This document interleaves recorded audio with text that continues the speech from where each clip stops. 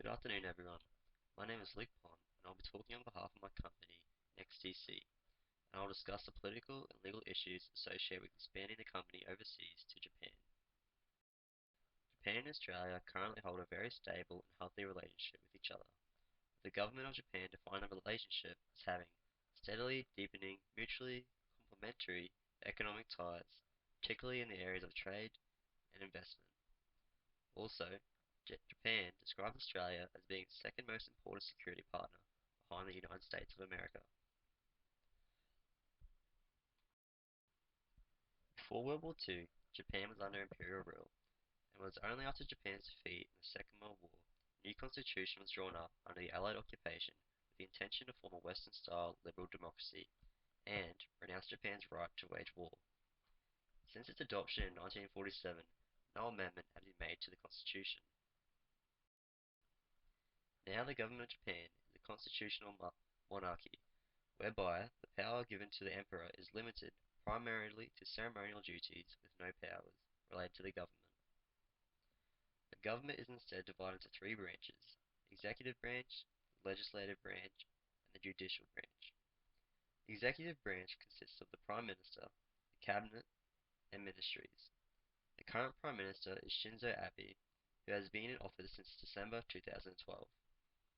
Each Prime Minister is chosen for a term of 4 years, with no limits on the amount of terms. Although, due to political turbulence in Japan, it's rare for a Prime Minister to serve out their full term. For example, in the last 8 years, there has been 6 Prime Ministers. The legislative branch includes the House of Representatives and the House of Councillors, or the Upper House, as it is called in Australia. There is currently 480 seats in the House of Representatives, and members are all able to serve a 4-year term. However, again, it is extremely rare for a member to serve a full term, as it has only ever happened once. On average, they last 2.5 years. The House of Councillors, or the Upper House, has 242 seats, with a 6-year term. And lastly, the judicial branch involves the Supreme Court and 4 other lower courts: the High Courts, District Courts, Family Courts, and Summary Courts. The current party in power is the Liberal Democratic Party. It was paired with the Komeito Party. In the last election, on the 14th of December 2014, the two parties won a total of 326 seats of 470 in the House of Representatives and 123 of 242 seats in the House of Councillors. Because the Liberal Democratic Party have such a strong control over both the houses in the government, Japan is primarily a single-party dominant government, especially when you consider the fact that the Liberal Democratic Party have been in office since its founding in 1955, apart from 2 instances in 1993 for 11 months, and recently from 2009 to 2012. I mean, the Liberal Democratic Party have been in power for 56 out of 60 of since their existence. It was only last year, on the 8th of July 2014, that former Prime Minister of Australia, Tony Abbott, and the current Prime Minister of Japan, Shinzo Abe, came to an agreement to the Japan-Australia Economic Partnership Agreement, or JAEPA. JAPA. The agreement entered into force on the 15th of January this year. This new agreement removes any previous trade barriers that either country would face, and according to the key outcomes on Austrade, more than 97% of Australia's exports to Japan will receive preferential access or enter duty-free when JAPA is fully implemented. Also, more importantly, for NEXTDC, JAPA guarantees Australian service suppliers access to the significant and well-developed Japanese market in key areas of commercial interest, which will include professional services. Compared to Australia, which follows a common law legal system, which focuses around case law and judicial opinions, Japan instead is primarily a civil law country, where judges have a more involved role, where they investigate the facts of the case and examine witnesses themselves, and apply codified law to their findings. Even though this legal system is quite different from our own, and may seem less effective to some, it should still be considered a just and fair system. According to IP Australia, you can register and intellectual property, IP, rights in Japan for patents, trademarks, and designs. The Japan Patent Office, JPO, is a government body which is responsible for registering IP protection and also provides searchable trademark, patent, and design databases. For a foreign business to apply for a trademark, patent, and design, they must first file through an attorney or agent based in Japan. According to IP Australia, the registration process and protection of IP in Japan is similar to Australia. Filing fees are said to be comparable to our own, however examination and renewal fees are more expensive. When filing for a trademark, Japan follows the rule of first person to file with no priority given to Japanese residents. They don't file before a foreign party. Therefore, it is impeccable that all trademark applications should be filed as soon as possible. There are also additional protections put in place for well-known trademarks. Under the Unfair Competition Prevention Act, if a trademark is well known in Japan, the trademarks can be considered unregisterable.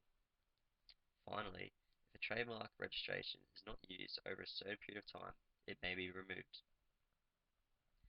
There are two forms of patent protection available in Japan: patents and utility models. Patent protection is equivalent to Australian standards, and while utility models have a 6-year term, the Japanese system is familiar to ours in most other developed countries. However, it noted that the system and examination process is often more challenging and rigorous to be granted approval. Design protection is available for a 15-year period after approval and has been given after examination and as mentioned previously under the Unfair Competition Prevention Act.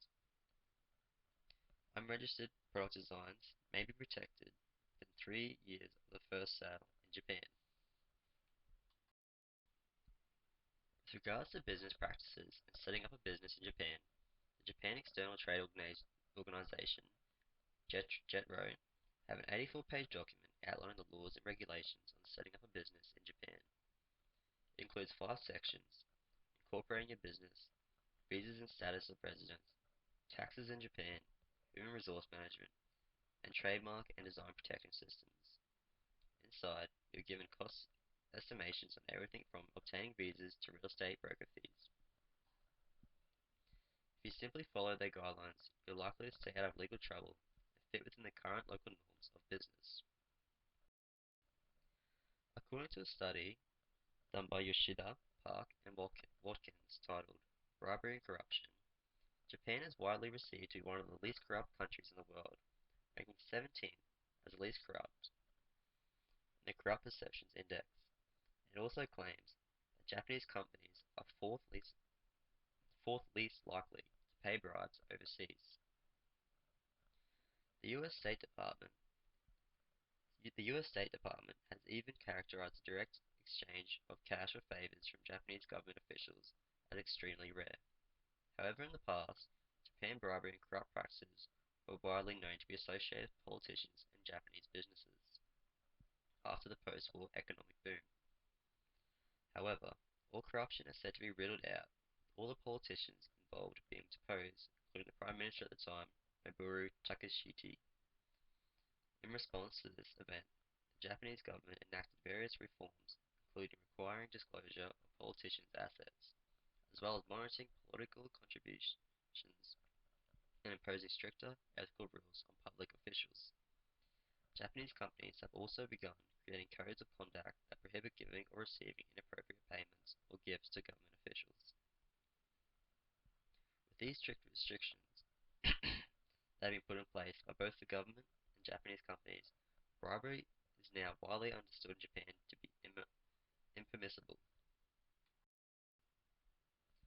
The attractiveness of starting a business in Japan is considered very appealing from a political and legal point of view. The government, even though it's dominated by one party, has proven to be quite stable and fair in foreign policy. Also, the recent Japan-Australia Economic Partnership Agreement makes starting a business in Japan easier than ever before, with the majority of services exempt from tax. The civil law legal system has, even though it is different to our own, can be considered fair and just from past cases, and is also used in other countries around the world. extensive intellectual property law put in place for trademarks, patents, and designs is very settling and reassuring for new businesses, especially considering that foreign businesses are given the same treatment as local Japanese businesses. The government of Japan is also very welcoming to the idea of foreign business and gives extensive amount of information on startups and the necessary steps must be taken.